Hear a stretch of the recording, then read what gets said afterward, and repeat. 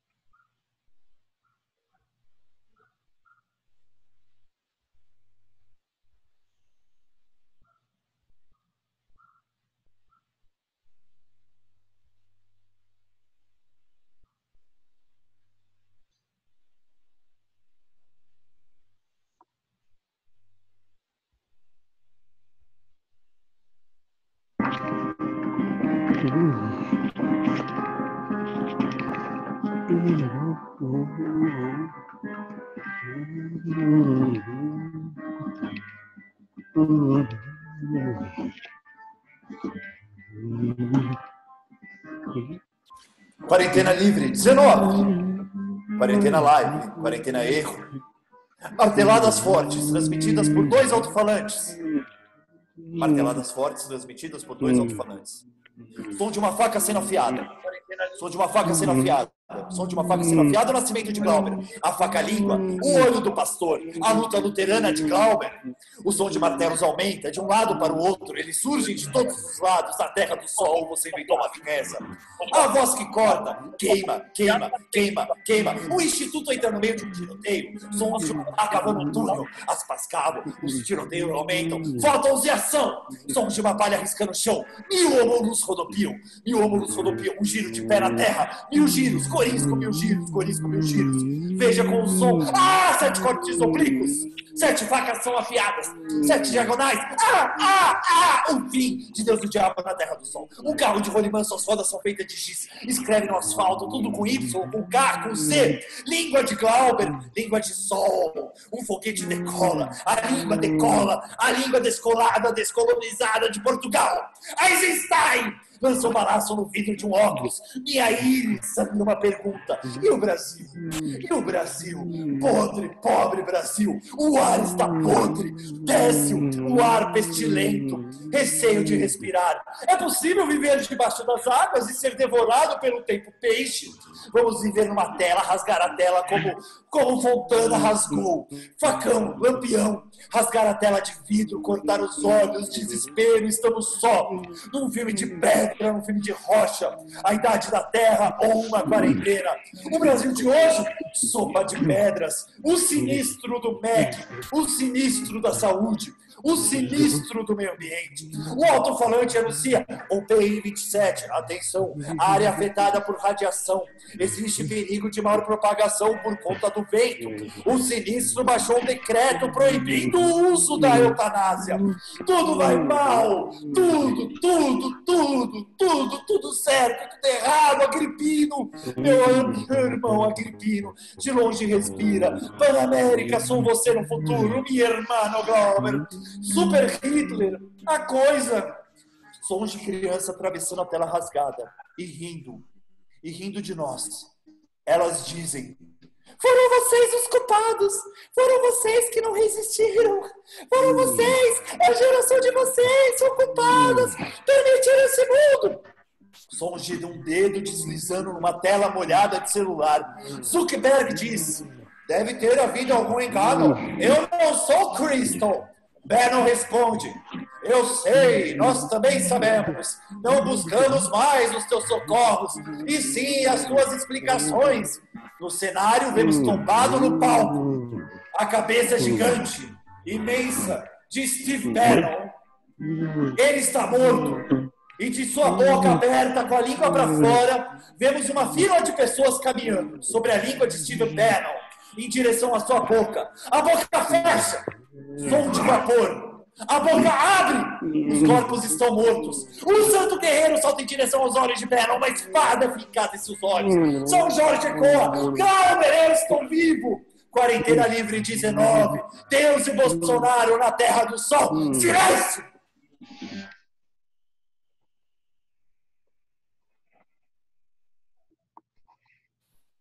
Hugo, por que esse nome? Por que esse título, Hugo Albuquerque?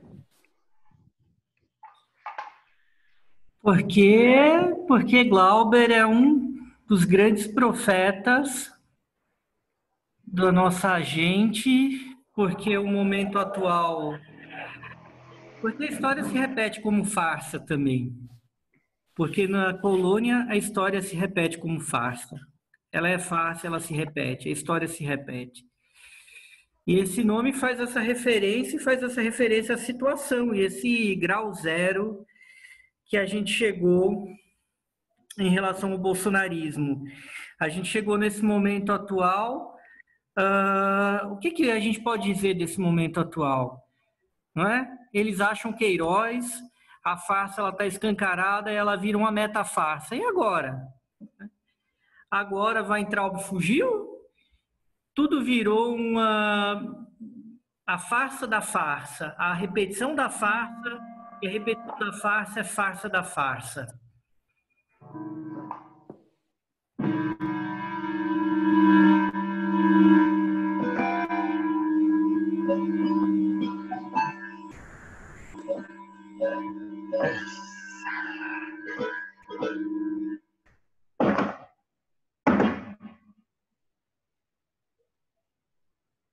Duda Sansão, eu acordei hoje com a notícia de que já sabíamos os fake news, fake datas. Os dados são bem maiores do que foi dito, do que foi escrito. Numa farmácia, de 100 pessoas que testaram Covid, 25 estavam com Covid. Duda Sansão, como é que você faz para não desabar? Nossa, eu não esperava essa pergunta, mas acho que a gente começa a entrar em um estado de ignorância. A gente vive um misto entre se informar e saber tudo o que está acontecendo e um misto de tentar fingir normalidade. Não existe palavra melhor para descrever esse fingimento do que a ideia de farsa, mas no sentido oposto do que o Hugo tem tratado. Enfim, eu não sei. Eu sinto que a gente só está seguindo, né? Então é mais um dia, é mais uma hora, é mais um momento, é mais uma tentativa de sobrevivência. É complicado. Mais um dia. Mais um dia. Outro dia. Mais. Mais.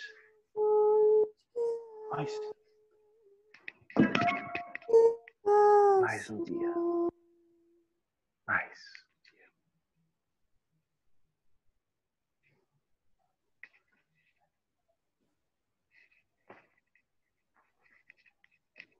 Danielion, Deus e Bolsonaro na Terra do Sol. A foto que você sugeriu é uma foto do sol, ele todo esplendoroso, ele em chamas, ebulição. O que o sol canta agora, Daniel?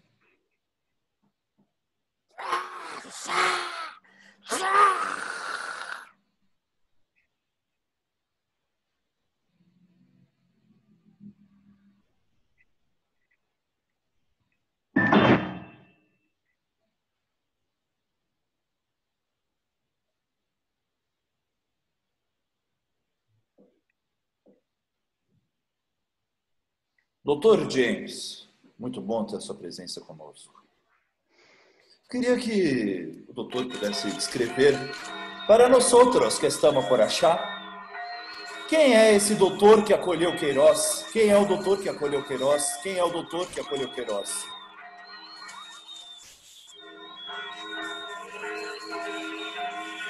Olha, a gente está vendo um momento no Brasil em que pessoas que antigamente não eram nada, que habitavam o submundo da sociedade agora são dignas de perguntas de quem é. Porque antes a gente sequer tinha a possibilidade de se questionar sobre quem é, qual a identidade dessas pessoas, porque a existência delas era completamente inócua nesse país. Mas as coisas estão saindo pelo esgoto, né? Ele é um aliado, cúmplice da família Bolsonaro e a linha entre ser um defensor no sentido legal, como advogado, e ser um cúmplice, é uma linha muito tênue.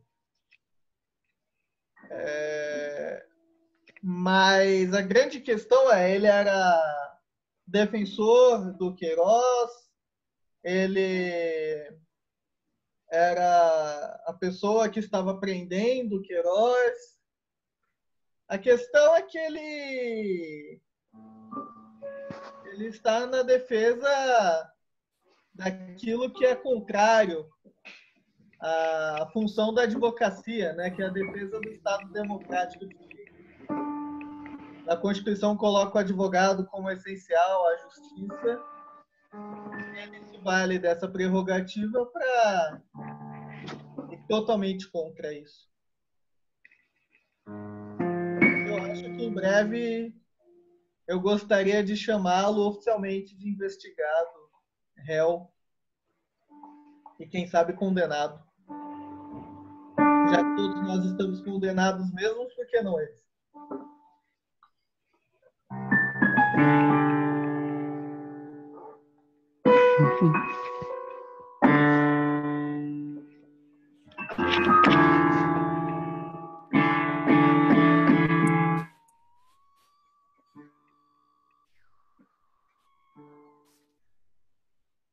Fábio Tegui, nas imagens que surgiu em frente à nossa retina desgastada, uma delas chamou atenção. Era na casa do advogado, bonecos do Scarface, junto com o pôster do AI-5. Como é que você faz a leitura semiótica desses códigos?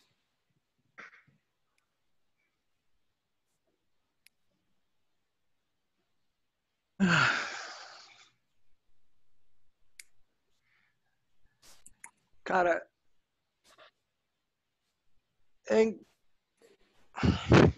como você falou, realmente uma bomba semiótica, é muito complexo. O bolsonarismo em si é uma grande bomba, uma bomba nuclear de semiótica, mas essa coisa do pôster do AI-5 com o Tony Montana é uma coisa completamente surreal, né? Porque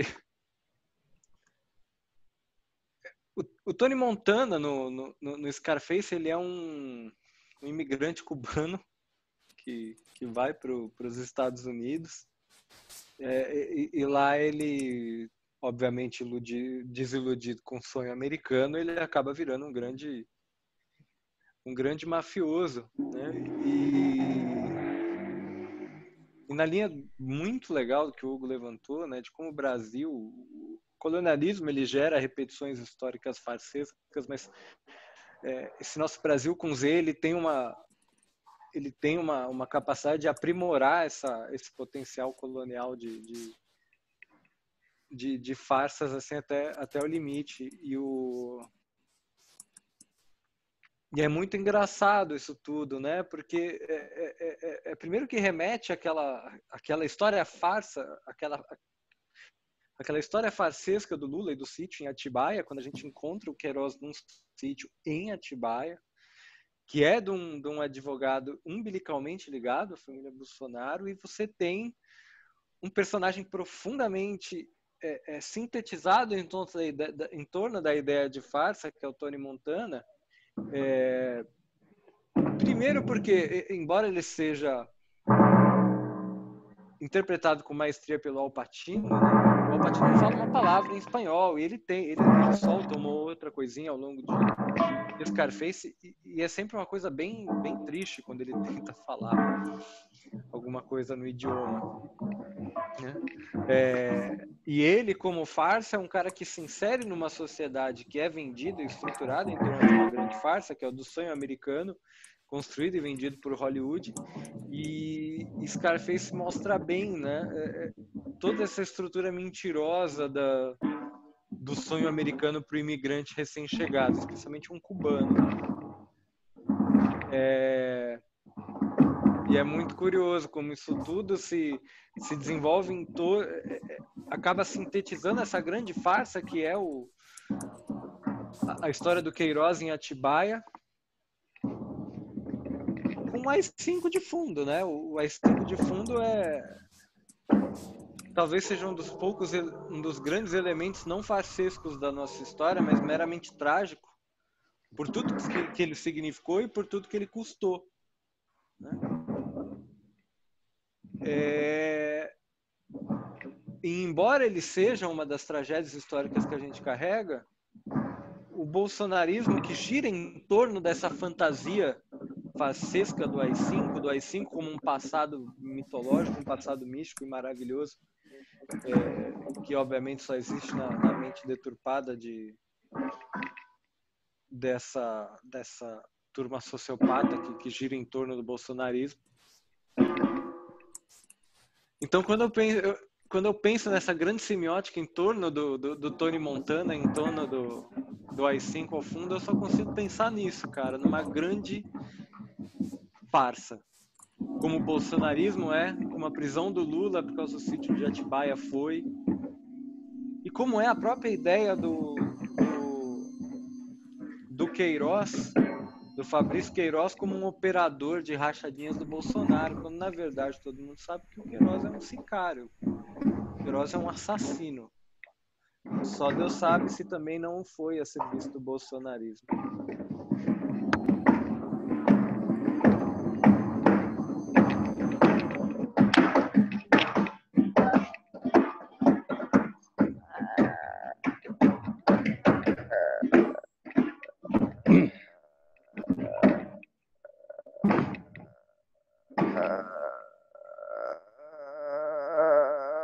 Douglas, bem-vindo.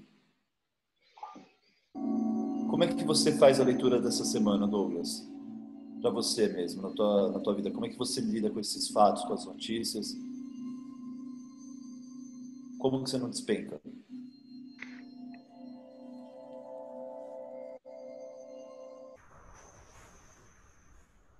Olha, Greg, é importante ter os seus momentos de despenque também.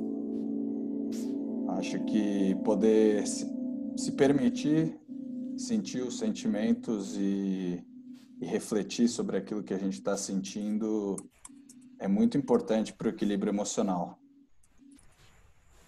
Não se trata de reprimir, mas se trata de conversar consigo mesmo, querer se entender os demônios do presente e do passado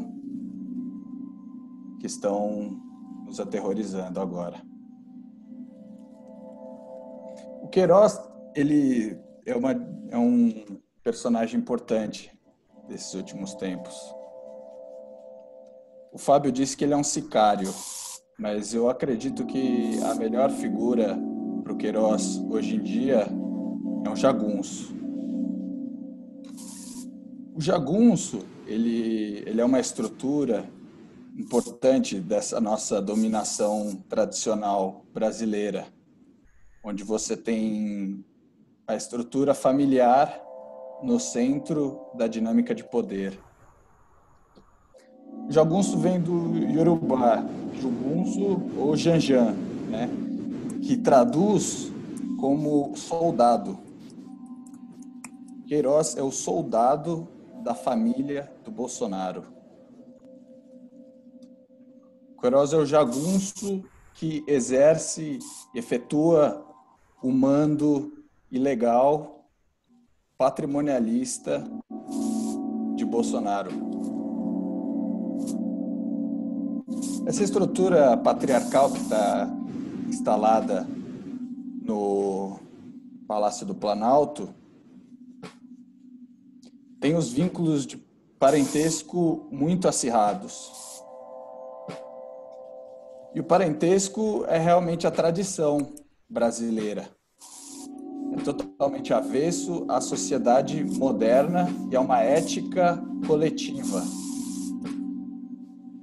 A gente viu o assalto público por entes privados. Por entes privados antigos brasileiros. Antiga característica da nossa cultura.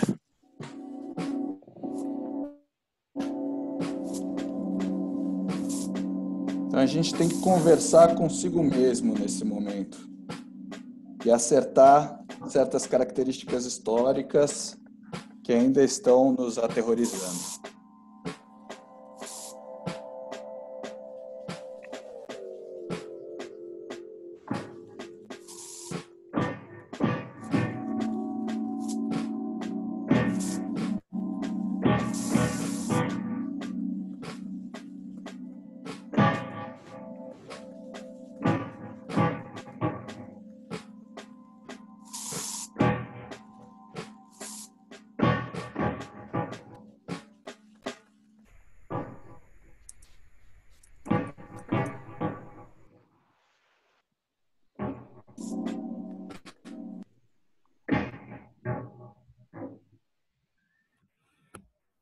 Ai, ai.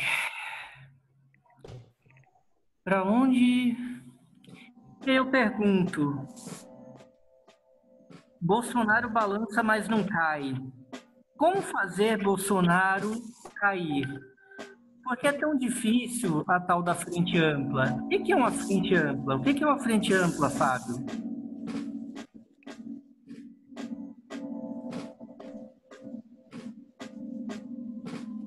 O que será, Fábio? O que será, James? Cara, na atual conjuntura, a frente ampla virou um fetiche, né? E na maneira como ela se tenta desenhar, a partir dos setores hegemônicos, ela é um fetiche ao mesmo tempo que ela é uma farsa, né? A gente publicou um texto, inclusive, no blog do Yudi, abordando o tema. Por mais que avance o debate, a gente percebe que ele se faz em parâmetros, em temas e termos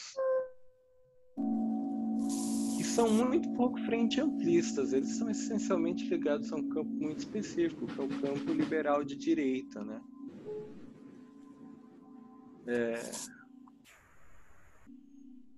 E eu acho que sim, como você falou, a gente é imprescindível derrubar o Bolsonaro, mas talvez a gente tenha que entender o que a gente vê quando a gente olha Bolsonaro e o que o outro lado vê. A gente enxerga o bolsonarismo como expressão de um fenômeno e como execução de um projeto que vai muito além de uma figura específica, como é a figura do presidente. A gente enxerga esse projeto como uma estrutura composta por diversos elementos distintos, profundamente distintos, mas ao mesmo tempo umbilicalmente ligados.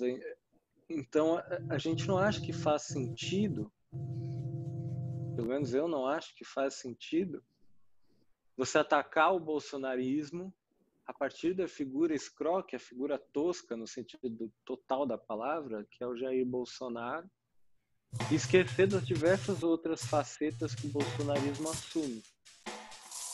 Seja pelo potencial destrutivo e incendiário do Salles, seja pelo conservadorismo neopentecostal arcaico da Damares, mas principalmente na sua expressão econômica, que se traduz no ultraliberalismo genocida de Paulo Guedes. Então, se você me perguntar o que é uma frente ampla, além da terminologia, mas eu digo que o que pode ser uma frente ampla, ela não pode ser se ela não enxerga o bolsonarismo por todas as suas facetas. Não apenas por aquela que baba na gravata em público e que envergonha a elite perante os seus pares de outros países. Porque isso é muito pouco, para não dizer que não é nada. É difícil a gente enxergar o potencial transformador disso a partir da mera substituição dessa figura. James!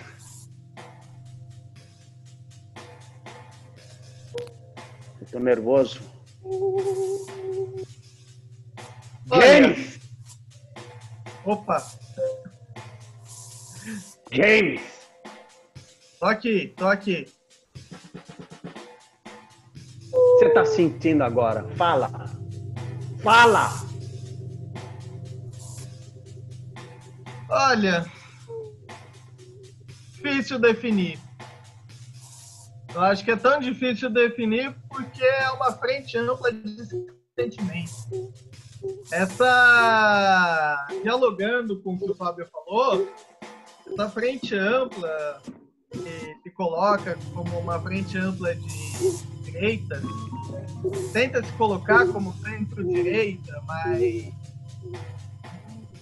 como pode se colocar como centro se efetivamente não quer se aproximar da esquerda?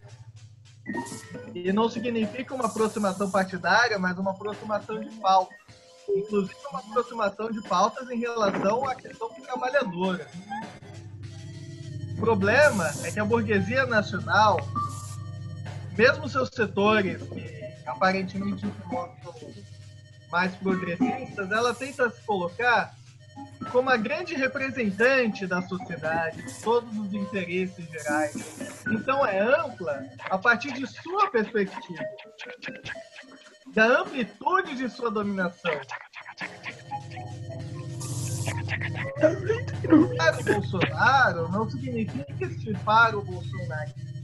E outra, o bolsonarismo não é um movimento místico que surgiu do nada. Ele tem uma base material, uma base real, e é uma base econômica. E os fundamentos dessa economia política, essa estrutura de desigualdade que sustenta o bolsonarismo, não está sendo questionada por esses setores liberais que dizem querer derrubar o Bolsonaro. Eles tentam colocar como se o Bolsonaro fosse o desvio daquilo que eles planejaram para o país. Mas não, é a consequência. E há de se fazer, há a possibilidade de fazer uma política de morte em que se tira o chapéu para o defunto e envia flores para a família, mas continua matando, com palavras gentis. O Bolsonaro, ele aplica uma política de morte, só que ele não nega o ânimos homicida, o ódio que ele tem da vida.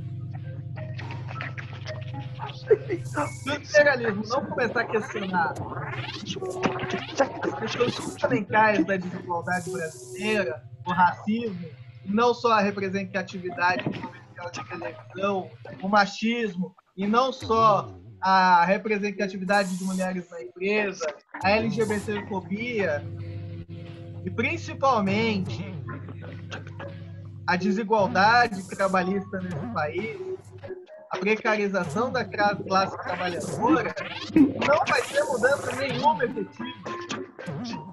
Não adianta eles quererem agregar nomes da esquerda, porque eles não estão agregando o que realmente interessa na esquerda, que é a classe trabalhadora.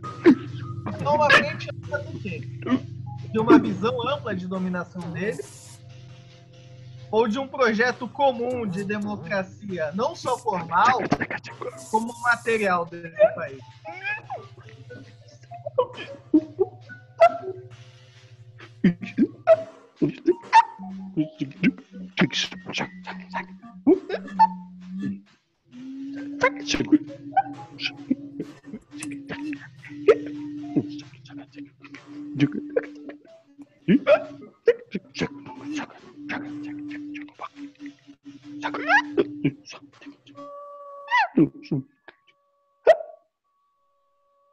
confessar aqui uma coisa para vocês que hoje está sendo, para mim em particular, está sendo um dia difícil. Eu não saberia dizer bem por quê. Eu sempre tenho brincado que a quarentena tem sido a coisa mais fácil da quarentena para mim. O que torna tudo tão difícil, tão trágico, é o que acontece. Mais alto, Fábio. Eu sempre tenho brincado que a quarentena tem sido a parte mais fácil da quarentena para mim. O que torna tudo difícil é o que acontece da janela para lá, da janela para fora, da porta para fora. E nesse caminho tem sido profundamente difícil para mim no dia a dia ficar bem.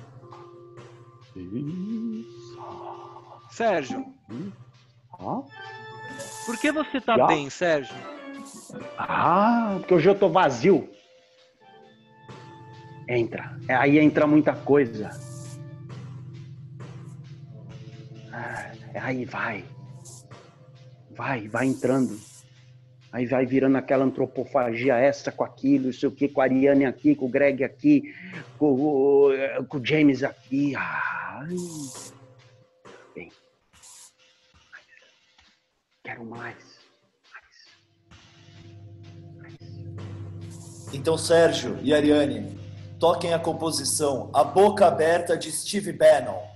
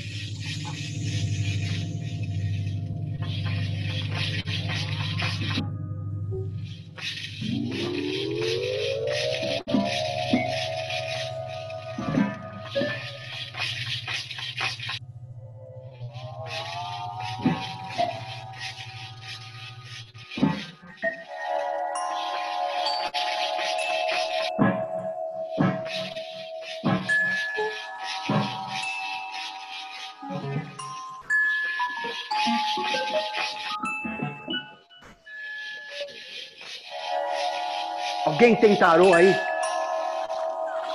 Alguém? Alguém tem tarô aí? Alguém tem tarô? Alguém tem Xing? Alguém tem o Xing aí?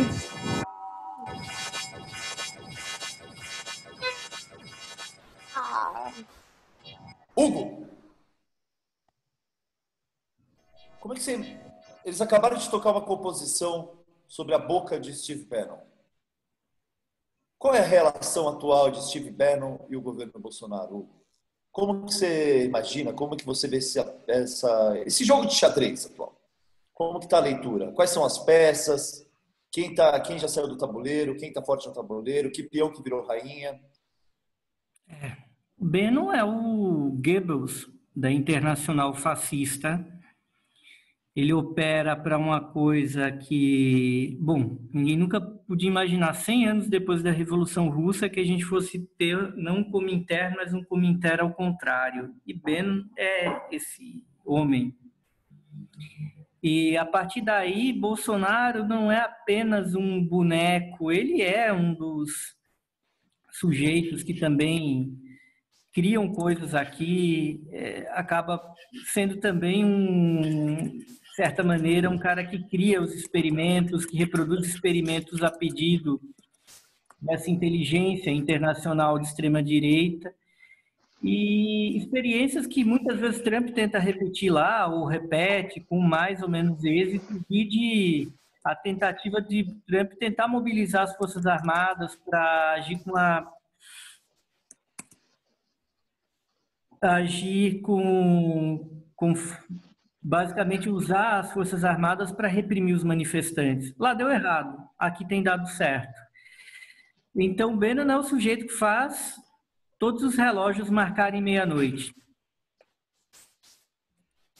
Ao mesmo tempo. Ele faz os relógios marcarem o mesmo horário.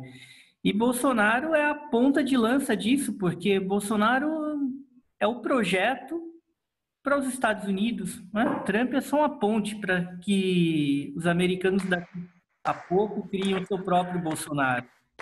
Ele é a alt-right encarnada, um militante como presidente, eu acho que é, na verdade, o top de linha do projeto Bannon para o mundo. E é isso que eles querem. Eles são os bons e velhos fascistas, seu projeto escancaradamente centralizador, vertical, autoritário, tirânico, na verdade. Eles estavam aí há 100 anos, estavam aí há 70 anos, estão aí de novo.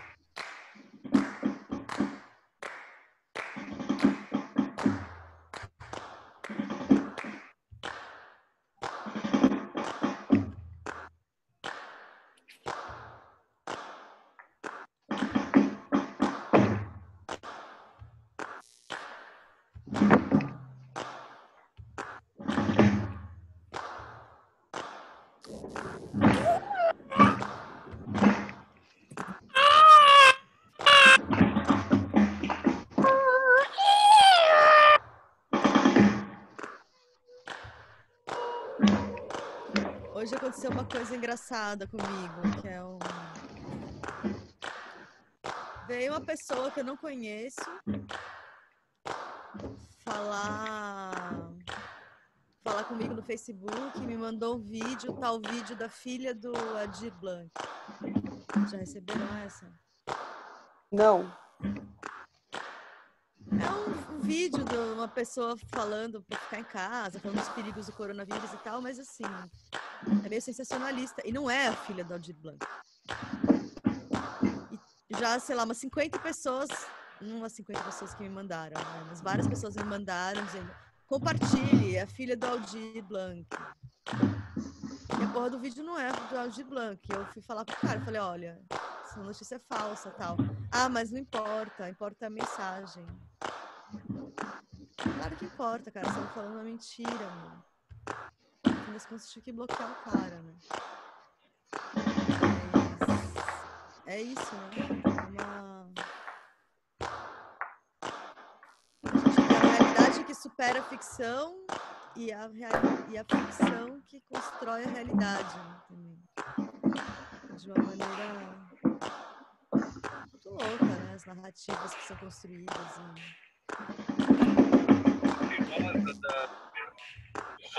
Alto. Ari. Alô? Oi, pode falar um Tem pouquinho mais alguma alto, Ari. voz baixa? Não, já falei o que eu tinha que falar. Ô, Ari, você tá na Bahia, né? Você tá... Porto Seguro não, Arraial? Porto Seguro, a cidade é Porto Seguro. Porto Seguro. E como é que tem sido aí esse momento da quarentena? Como é que está sendo a sua experiência, assim, em relação com as pessoas, Olha, a comunidade, tudo? Eu tô isolada, né, assim, tô em quarentena, então já faz 3 meses que eu tô em casa. tô eu e o Thales, a gente não tá mais se aguentando agora, né? Tá ficando difícil, né? Pesado. Mas tá relativamente tranquilo até. Mas assim, eu praticamente não saio de casa. Tenho ido à praia, que eu não sou.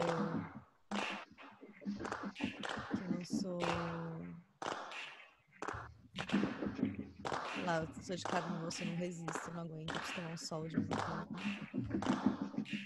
Mas tá complicado, assim. Aqui a gente tem muita sorte no lugar que eu tô especificamente, que é o Arraial, que é um lugar isolado, né? Tem que pegar uma balsa para chegar. E como não tinha muitos turistas até agora, o Arraial mesmo tem só 2 casos confirmados. É um privilégio imenso, né? A gente tá num lugar assim. Mas em Porto Seguro tá tendo uma escalonada de casos, né? Então passou de 40 casos, sei lá, em um mês foi de 20 casos para 400, assim. E não tem mais vaga na UTI, né? Não tem mais vaga no hospital. E agora tá ligado o turismo, né? Que é a atividade econômica principal da cidade. Então a gente imagina que o turismo estourou, com certeza. Mas eu tô isolada, continuo isolada, eu tenho sorte de ter um emprego, né? Que me permite trabalhar à distância. Não tô dando aula, mas tô fazendo várias coisas burocráticas, reuniões e essas coisas. Então, tô aqui, né? Parece a previsão aqui é que 12 mil pessoas se contaminem até julho, até o final de julho. A gente está começando a chegar no pico, assim, na curva ascendente.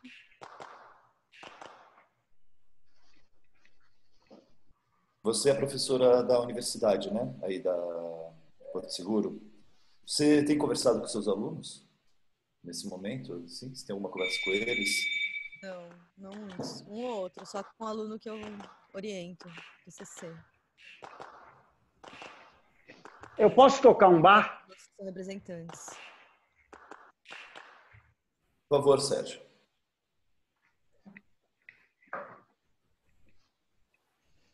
Quinze segundos de silêncio.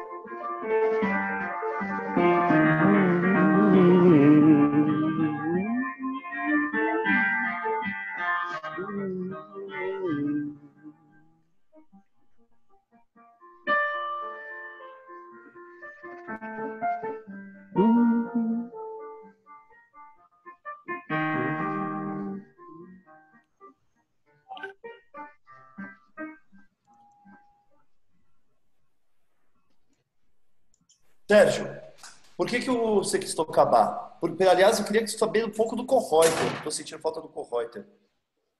Por que bar? Por que bar nesses tempos? Você sabe que para os chineses, os europeus são os bárbaros. Às vezes você não considera essa música meio bárbara, não? O bar é fantástico.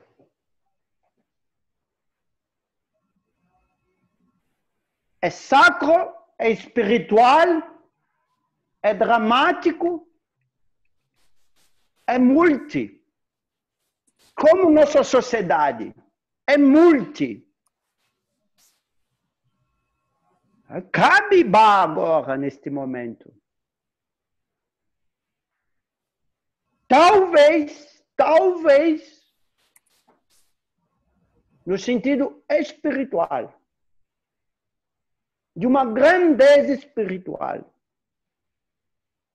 Peraí, Kohreuter, desculpa. Ariane, se você quiser acompanhar o Kohreuter, fica à vontade. O Kohreuter é aberto para todos os sons. Ai, passado, presente e futuro é uma coisa só.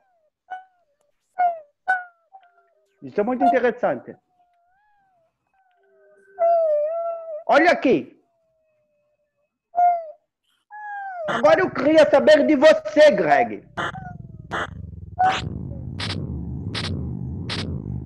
Me fale agora, por favor, se você quiser. Se não, passa a bola para outro. É assim que vocês falam. Eu queria te ouvir. Eu tenho necessidade de ouvir o seu coração. Aí, ó. Você quer ouvir o meu coração? Quero. Meu coração agora é uma espécie de um buraco negro sugando toda a angústia do mundo. Aí, ó. Mas, ó... Ai, isso é interessante. De novo, peraí que eu Aí vi bate de novo. Ariane Stolfi nos cantos, Daniele, o piano, Sérgio Cultura Franca, Conversação, militante, Fábio Otegui, economista pensador, James Hermínio, doutor, pensador, criador, militante esquerda, Hugo Albuquerque, editor, a doutora, advogado, inventor, todos os ativistas, rompendo o senhor para você. Douglas Ferreira, sociólogo, estudando direitos humanos. Ariane Stolfi tocando agora os sons do mundo todo. Quarentena Livre 19. A angústia, esse leão de areia. A angústia, esse leão de areia. A angústia, esse leão de areia. A anatomia ficou louca, soltou do coração, como já dizia Mayakovsky, morreu com um balaço na cabeça. Hugo Albuquerque, qual é o balanço da semana? O balanço da semana, Gregório, meu bom Gregório. O balanço da semana é que o bolsonarismo ele está contra a parede. O bolsonarismo, o Bolsonaro, ele mesmo perdeu mais ainda o poder total que ele tinha. Eu arrisco em dizer que pouco importa se ele vai continuar ou não. Ele talvez continue fraco, irrelevante, agora que ele não tem condição nenhuma de impor o que ele pretende, o que ele entende. Uma vez que o Queiroz, que é o homem-chave do sistema dele, está na mão dos seus inimigos. Mas eu acredito que o projeto segue, como já disse Paulo Guedes, como está anunciado para que se vote uma reforma tributária. A questão é que a pandemia avança e a situação da economia é incerta, muito incerta. E eu acho que é a partir daí que você tem um novo horizonte de luta que fatalmente vai estourar no horizonte. Agora, oficialmente, a gente tem um governo zumbi. E isso só aumenta a dinâmica trágica da nossa situação. Eu vou ler em voz alta um pouco as legendas do filme de Glauber. Era como um horizonte no ar, como se estivéssemos de cabeça para baixo.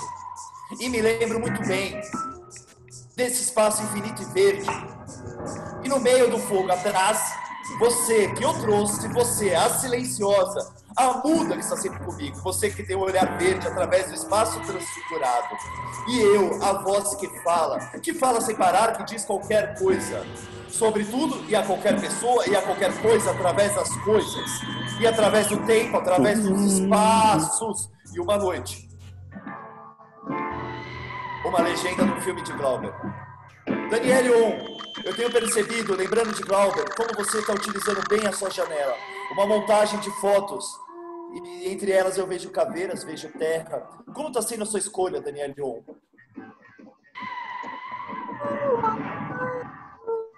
Estava aqui, o acaso que estava aqui, o acaso que estava. Vai deitar. Aí tá. O acaso que estava aqui. James, a Daniele falou do acaso que estava aqui. Dentro do marxismo, não sei falar da melhor forma, mas da teoria da história do marxismo, da dialética marxista, como que se faz a leitura do acaso? Olha, depende. Acho que a gente pode conceituar o acaso de algumas formas. O acaso pode ser as condições que a gente não consegue controlar, né? Mas tem um fundamento material. Então, por exemplo, se o policial entrasse revirando a minha casa agora, seria um acaso para mim. Mas existe todo um fundamento com base numa sociedade desigual, racista, uma estrutura policial autoritária, mas também existem fenômenos da natureza que a gente também não consegue controlar, que a gente não consegue sequer prever. Por exemplo, se caísse um raio na cabeça do Bolsonaro, seria algo ao acaso. Porque os marxistas talvez não acreditariam que seja uma vingança divina. Alguns sim, né? Há marxistas de diversos credos. Mas é sempre bom lembrar que, apesar da gente não poder atuar nas condições favoráveis, as condições que a gente espera, mas a gente atua nas condições que foram dadas, a gente tem um poder de atuação também, então a gente não pode se imobilizar por causa do acaso. Eu acho que a grande cultura, né, puxando um pouco de Maquiavel, é saber como lidar diante dele, prevendo que é possível prever, e se adaptando às condições que nos foram dadas.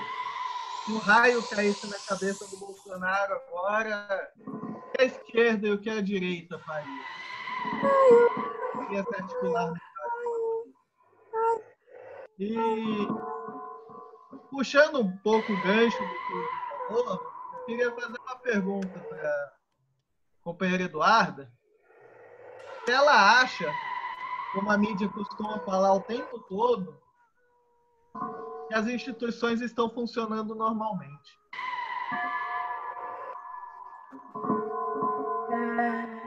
Eu acho que quando a gente fala sobre o funcionamento das instituições, a gente tem que se perguntar primeiro a que elas servem, para que essas instituições servem. E a partir disso a gente vai poder pensar se elas estão funcionando ou não. Se a gente olha para o Estado democrático de direito como um instrumento político de controle do capital, então eu acho que as instituições estão funcionando muito bem ao propósito que vieram. A manutenção dessas estruturas fundantes do capital. Então, acho que quem diz que as estruturas não estão funcionando tem a percepção de que as estruturas servem para manter a democracia.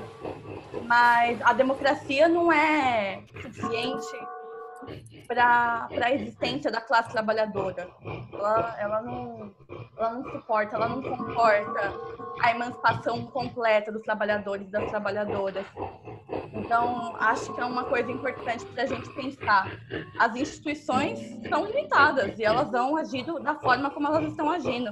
Momentos de crise, capital, sejam elas cíclicas ou estruturais, a gente vai ver isso e a gente vai ver essa crise onde parece que elas não estão funcionando. Pelo contrário, elas estão funcionando exatamente o que elas servem. Então, a classe trabalhadora ela tem como missão fazer as instituições não funcionarem? Pode repetir que eu não entendi o final. Então, a missão da classe trabalhadora inclui fazer com que as instituições burguesas não funcionem mais? Acho que a gente pode pensar por essa perspectiva, sim. Acho que a classe trabalhadora tem várias missões e uma delas é entender a insuficiência do que a gente tem, como é democrático. O que a gente vai fazer e o que a gente vai colocar no lugar é uma resposta que não só teoricamente, mas na prática cotidiana e na organização da classe trabalhadora.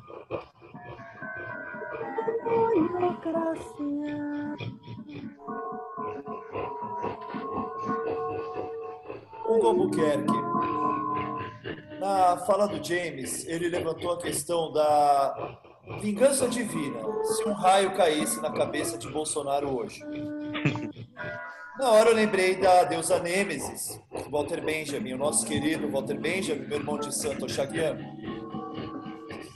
tanto escreveu nos seus textos. Como é que você vê essa leitura da vingança divina dentro de um programa marxista? É possível conciliar? A vingança marxista, a vingança divina seria o povo, a revolução? A revolução que insurge contra os tribunais, contra o julgamento como apoteose do direito. É o fazer, é a revolução. A revolução sempre é essa justiça divina. E é essa possibilidade que a gente tem de escapar desse grande Big Brother que é o Estado moderno.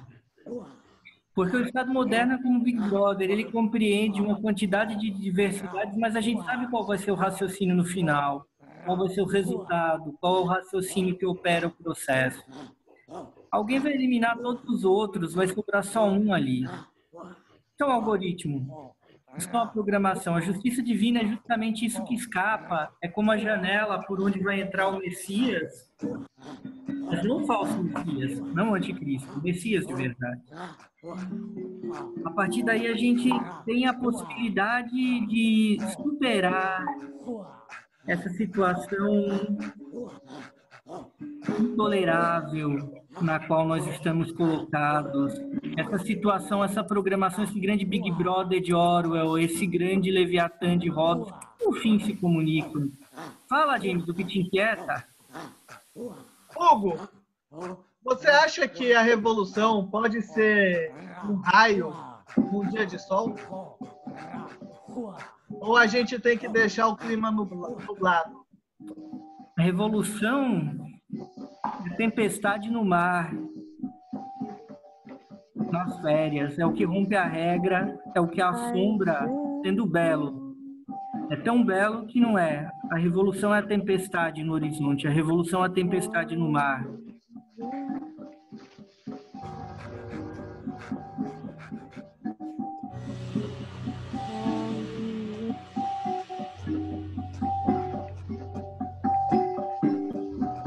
Deus e o diabo na terra e o sol. Olha, na teologia católica, cristã, a gente tem a figura do Lúcifer como o caído do céu, como rebelde de Deus, sendo assim a dissidência da ordem divina. Deus aparece, então, como o controle, o onipresente, o mandatário e o senhor. No meio disso, eu pergunto para o Greg, Bolsonaro é Deus ou é diabo? Olha, Douglas, Deus e o diabo na terra do sol.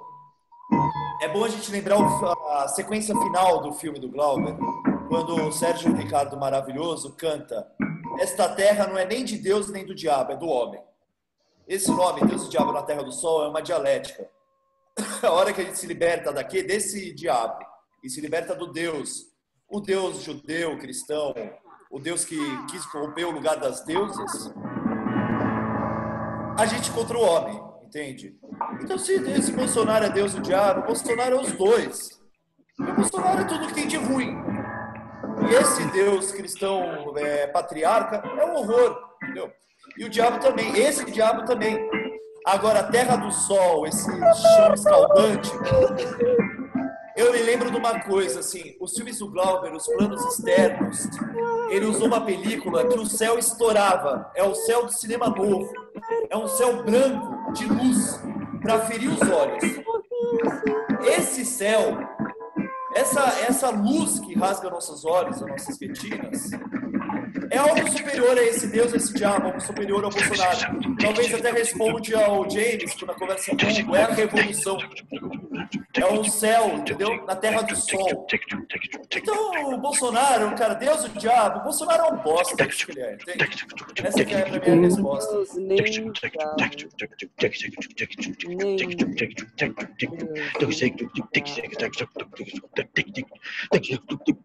cocô do cavalo.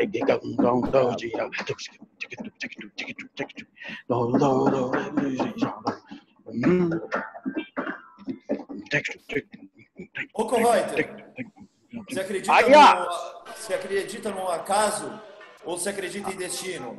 Você acha que a gente está fadado ao desterro ou é possível uma revolução? Ô, Correuter, avisa pra gente como é que se faz a revolução. Ô, Correuter, como é que a gente pega o ácrono, que trabalha de uma forma múltipla e trabalha ao mesmo tempo a dialética? Ô, Correuter, por que você tá morto, Correuter? Por que você não volta? Ô, Correuter, você não tem vontade de se matar, já que você já tá morto? Ô, Correuter, me explica uma coisa, Correuter. Por que você ainda continua tocando música, Correuter?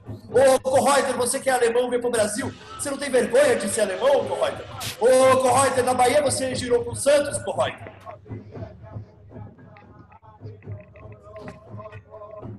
Areia na vizinhança.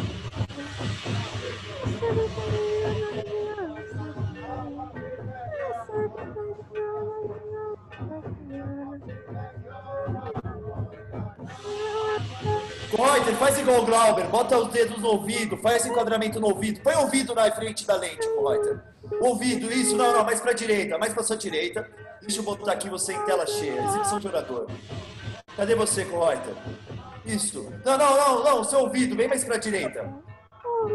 Pra sua direita, Correuter. Pra direita. Você fala direito, eu não entendo, estou velho. Vai pra direita, Correuter. A cabeça, Correuter. Não.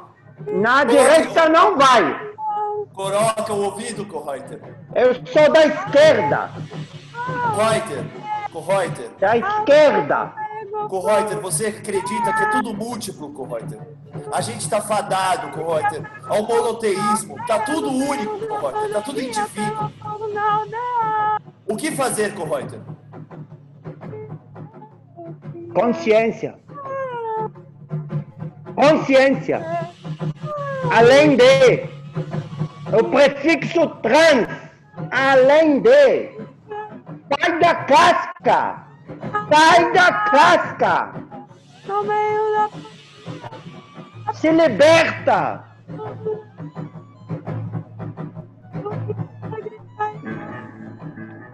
James, o querido Mao Tse Tung, ele tem um poema que ele diz: o céu tá tempestivo, o céu tá nebuloso, o céu tá denso, o céu está horroroso. Que bom, é possível agora uma revolução. O que você acha desse poema de Mao Tse Tung? Antes eu queria saudar o companheiro Mao Tse Tung do Brasil, que é uma das pessoas mais empenhadas em assistir nossas lives, sempre comentando, participando. E sobre o poema, tem o Mao Tse Tung que está dizendo, e quem sou eu para dizer o contrário? E ele está dizendo que as condições para o raio cair estão dadas. Se a revolução é o raio e o céu está ficando revoltoso, que bom, o raio vai cair. Com os raios. Mas o que caiu mesmo foi o balão na aldeia E pegou fogo na aldeia, né? Foi domingo agora. Pois é, no meio da pandemia. E os indígenas, com a tecnologia maravilhosa deles, mais avançado que a mais avançada das tecnologias, apagaram o fogo que os bombeiros não conseguiram. Danielion, você foi para a China. Você foi para essa China, você que é uma brasileira. O que você viu na China, Danielion?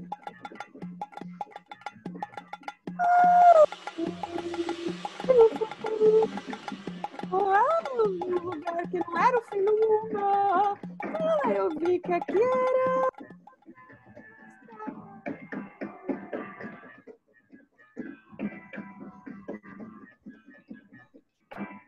Ariane Stolfi, o que você tem escutado para acalmar um pouco a ansiedade, o desespero, a loucura no seu dia a dia? O que você tem ouvido?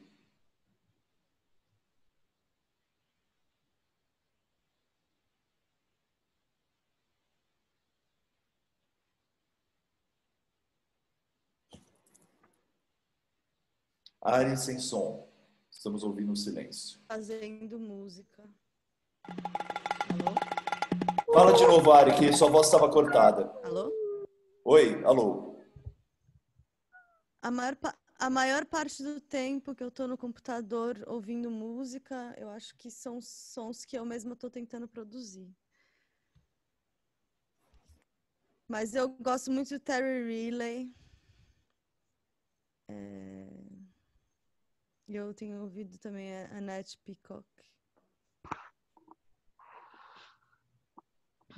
Como que é produzir um som, Ariane? Porque isso parece uma coisa de alquimista. É ótimo, me parece, sair do positivismo, produzir um som.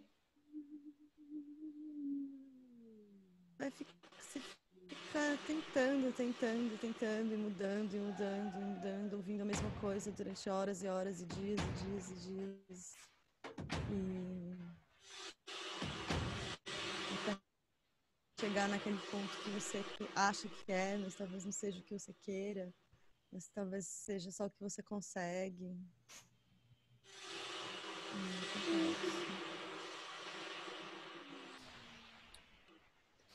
Douglas Ferreira, você é a favor dessas manifestações que aconteceram recentemente? Perdão, Ariane Stolfi, achei que você tinha parado. Não, tudo bem, mas é isso.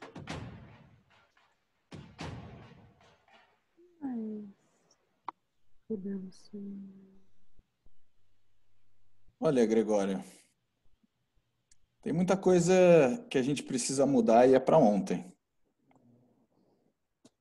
No entanto, ao comparecer em aglomerações, a gente está se aliando a um inimigo muito perigoso.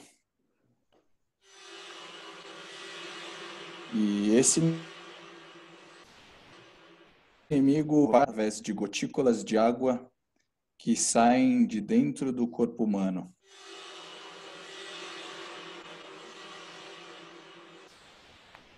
Então a gente vive esse dilema de ocupar a rua ou ocupar a nossa casa.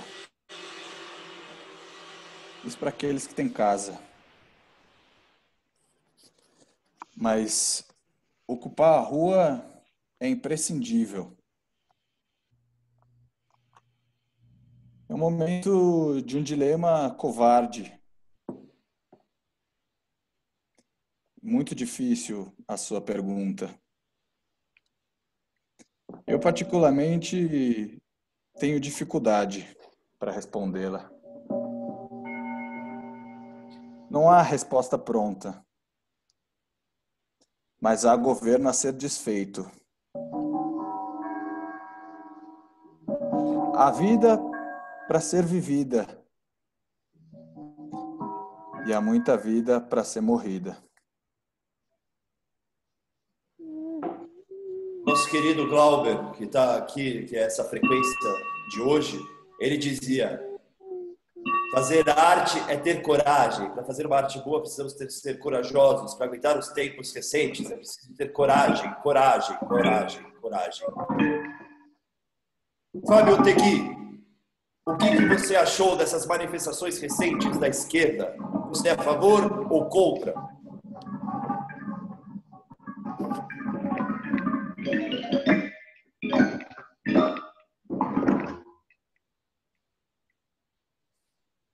Fábio? Ela é uma pergunta difícil, mas para mim ela é particularmente mais difícil, porque durante muito tempo eu fui contra essas manifestações, fiz parte de alguns grupos que discutiram a organização delas, mas eu fui gradativamente mudando opinião sobre isso. Eu acho que a gente está lidando com um projeto de governo que nos quer a morte, nos quer matar a todos. E frente a isso, eu acho que o que nos resta na atual conjuntura são as ruas. É uma perspectiva de aceitar o risco de ir às ruas, porque ficar em casa é mortal. Se não para nós, uns mais, outros menos privilegiados por poderem estar em casa, poderem estar em quarentena, pelos que não podem, né? Pelos que, pelas ações e pelo projeto de poder monstruoso que nos governa, continuam se arriscando, continuam saindo e continuam morrendo. Quase 1.400 só hoje. Greve de aluguéis. Vocês ouviram essa pauta já? Eu acho ótimo a questão dessa pauta. Inclusive, eu queria até... ouvi do Hugo, acho que o Hugo caiu, mas do James também. São nossos advogados na bancada. Opa! Você estava presente, Hugo? Aqui embaixo, não tinha visto. Hugo, você pensando juridicamente, como que a gente faz para viabilizar essa greve dos aluguéis? E o que vocês têm feito? O que o IUD tem feito ou pensado para as pessoas que não podem pagar o aluguel? Olha, a gente até montou uma estrutura jurídica mesmo de petição, que a gente aplicou num caso que deu certo. Que a gente conseguiu aqui, até foi a gente acabou fazendo pelo escritório um caso que a gente desenvolveu aqui em algumas mãos. A greve dos aluguéis, hoje em dia, ela é central. É possível, juridicamente, acionar o judiciário. O judiciário ele já tem dado decisões favoráveis a uma diminuição do aluguel residencial em torno de 40% a 50%. Mas tem pessoas que estão numa situação um pouco pior, embora elas não possam ser despejadas no atual momento. O que a gente pode fazer é se reunir, entender caso a caso, mas é fundamental que os movimentos de moradia, que a gente venha assumir o nosso papel em retaguarda e na companhia dos movimentos de moradia, para enfrentar uma realidade que vai estar a posteriori, que muito provavelmente não apenas esse desconto na casa de 50% vai ser possível para que as pessoas continuem a morar.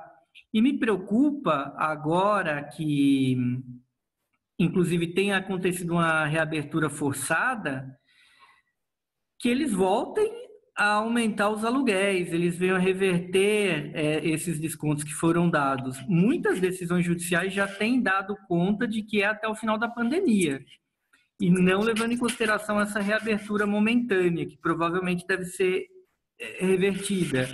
Mas a gente está vivendo um momento muito curioso e muito anômico, no qual provavelmente a gente vai ter uma reabertura e pode ser que haja alguma tensão nesse sentido. A partir daí, a gente tem de ter um papel, e aí a gente, no nosso trabalho de formiguinha, de se comunicar com a galera que está passando por essa situação, para tomar essas providências e para organizar essa luta. Porque agora a gente só está vivendo a ponta do iceberg. Como eu disse, eles podem voltar a aumentar os preços, especialmente quem teve o desconto concedido via negociação extrajudicial. Não por decisão judicial, liminar, ou que nada tenha transcorrido em termos de mérito, uma decisão definitiva. A decisão temporária, né? Não liminar, entender. Mas eu acho que a gente vai ter de enfrentar a questão de moradia, porque ficou claro com essa crise o quanto os aluguéis foram superfaturados, porque num primeiro momento, diante da possibilidade de um êxodo em massa, de uma saída em massa das casas, ou talvez uma impraticável onda de despejos que não se realizou, os aluguéis foram reduzidos. Então, como é que essa mágica é possível? A mágica é possível porque há uma inflação de aluguéis numa cidade como São Paulo, não pela pessoa de classe média que tem 1 ou 2 imóveis a mais, mas empresas e grandes grupos que têm inúmeros imóveis no município.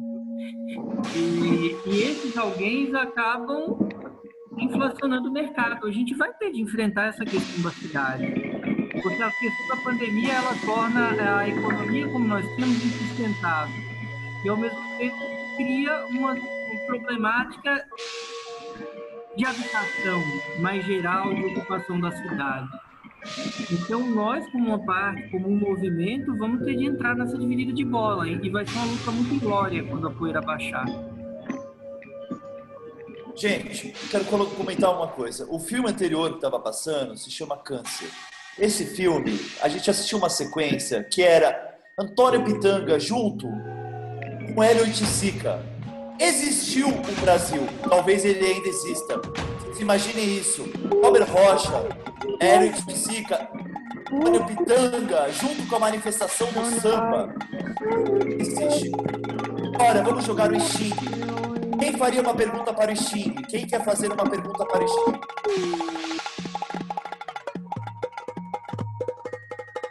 Fábio, você faz a pergunta? Faço. Sérgio disse que para ficar bem ele fica vazio. Fala um pouco mais alto. Sérgio disse que para ficar bem ele fica vazio. Ele se esvazia. Eu, entretanto, não consigo ficar vazio. Inclusive, geralmente eu fico o oposto disso. O que eu queria perguntar para o Xing é como ficar bem. Como ficar bem neste momento? É. Tá bem.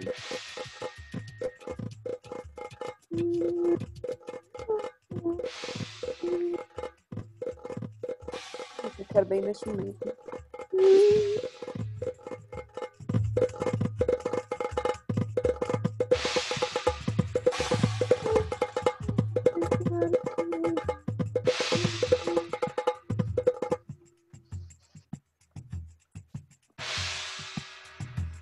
Yin yang yang.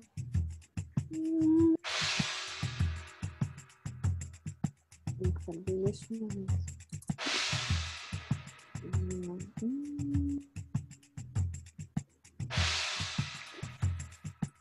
Ficar bem neste momento.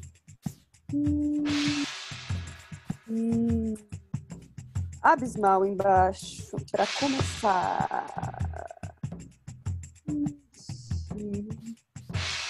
Abismal embaixo. Água. Abismal embaixo.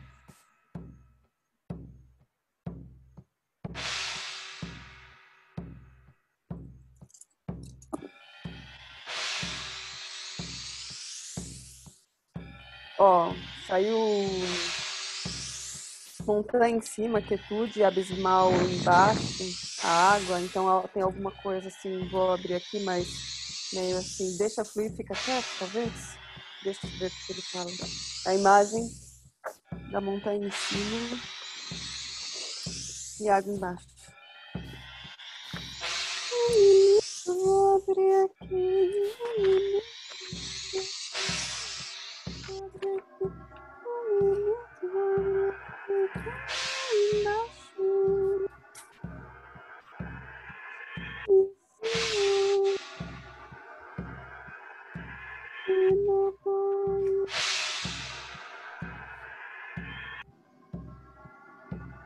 Será que tá bem agora?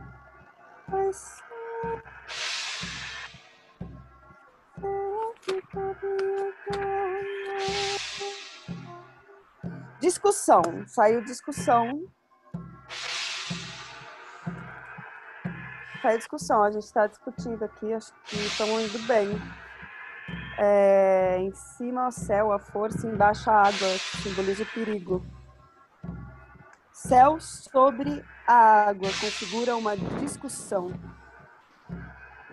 Considerando que os trigramas, céu e água, são yang, e que na natureza o céu fica sempre em cima, enquanto a água vai sempre para baixo, as duas manifestações não conseguem convergir para a mesma direção quando se encontram na forma da disposição deste hexagrama. Decisão e grande imagem sobre discussão.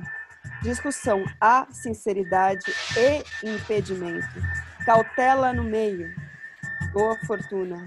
Ir até o final. Fortuna. É favorável ver a grande alma. Não é favorável atravessar o grande rio. É pra gente ficar quieto ainda. Não dá pra ficar saindo na abertura. É pra ficar quieto ainda. Não é pra atravessar nenhuma grande água. Então, a grande imagem, céu e a água movimentam-se em sentidos opostos, discussão. A alma superior medita no início e concretiza as ações. Agora temos duas mutações importantes. Na segunda e na terceira linha. Sem sucesso na discussão, o retorno e a fuga, uma vila de 300 famílias, nenhum desastre.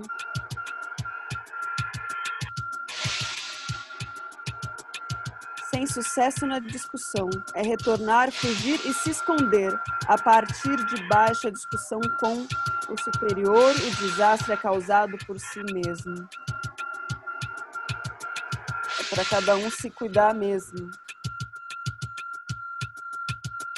Na terceira posição, alimenta-se da virtude do antepassado. Retidão e dificuldade, ao final, boa fortuna. Talvez seja convocado para servir ao rei, sem resultados. Alimenta-se da virtude do antepassado. Segue a boa fortuna da alma superior. Algum comentário, Gregório, sobre esse diagrama de discussão? Na minha leitura rápida, me parece que a gente tem que discutir muito bem para sair da rua da forma certeira. Me pareceu isso. Em relação às mutações, eu acho que mais o inconsciente que percebeu agora. Não, parece que assim, esse momento não é para sair rua coisa nenhuma. A gente vai continuar discutindo, não vai ter muito sucesso nisso, mas se sair, a coisa vai dar errado mesmo. Não é para fazer isso agora. As forças não são essas. Não vai ter um grande Estado para proteger ninguém de nada. Não está tendo mesmo. E, então, o desastre vai ser causado por si próprio, pela falta de cautela nesse momento. Não há de se esperar nada melhor que isso nesse momento. Ao final, boa fortuna. Mas temos que discutir. Esse programa foi realizado dentro do canal do IUD. É um programa do IUD, Instituto de Humanidade, Direitos e Democracia. A gente agradece sempre ao IUD por abrir as portas, o portal para o experimental, para o teste, para o protótipo. Se é invenção, eu não sei exatamente o que é. Experimentar, experimental. Viva Glauber, realizador do câncer. Viva Glauber, realizador Deus, o Diabo na Terra do Sol. Viva Glauber, realizador Terra em Trânsito. Viva Glauber, realizador Idade da Terra. Viva Glauber, realizador do Dragão da Maldade contra o Santo Guerreiro. Viva Glauber, realizador do programa Abertura. Viva Glauber, TV Glauber. A gente continua te louvando. Você que fez a pergunta, tem alguma dúvida? Eu tenho muitas dúvidas, mas eu fiquei satisfeito com a resposta. Tá bem. Então é isso daí, pessoal. Encerrando a transmissão, agradecendo a todos. Esse programa é feito coletivamente. É uma textura, um tecido que a cada programa a gente aprende, desaprende, faz e refaz. Vamos que vamos.